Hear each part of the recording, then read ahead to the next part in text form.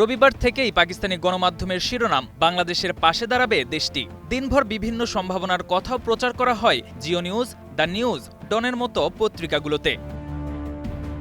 বলা হয় বাংলাদেশকে সমর্থন করে বিশ্বকাপে কালো আর্মব্যান্ড পরে মাঠে নামতে পারে পাকিস্তানের ক্রিকেটাররা। একবার জানানো হয় পুরো টুর্নামেন্ট বয়কট না করলেও ভারতের বিপক্ষে ম্যাচ বয়কটের পথে হাঁটতে পারে পিসিবি। আবার টি-20 বিশ্বকাপ বয়কটের সম্ভাবনার কথাও জানানো হয়।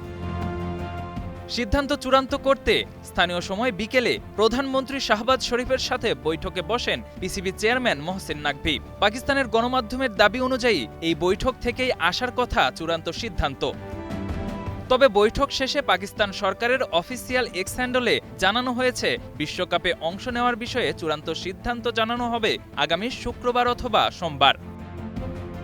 মহসিন নাকভি জানিয়েছেন, বাংলাদেশকে টি-20 বিশ্বকাপ থেকে বাদ দেওয়ার বিষয়টি গুরুত্ব সহকারে তুলে ধরা হয়েছে শাহবাজ শরীফের সামনে।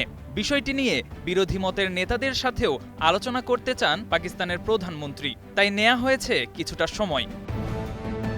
এর আগে বাংলাদেশের পরিবর্তে বিশ্বকাপের জন্য স্কটল্যান্ডের নাম ঘোষণা করে আইসিসি। এরপর থেকেই বাংলাদেশের পাশে দাঁড়ানোর ঘোষণা দেন পিসিবি চেয়ারম্যান মহসিন নাকভি। প্রয়োজনে বিশ্বকাপ বয়কটেরও কথা জানান তিনি। KM Sony, star news.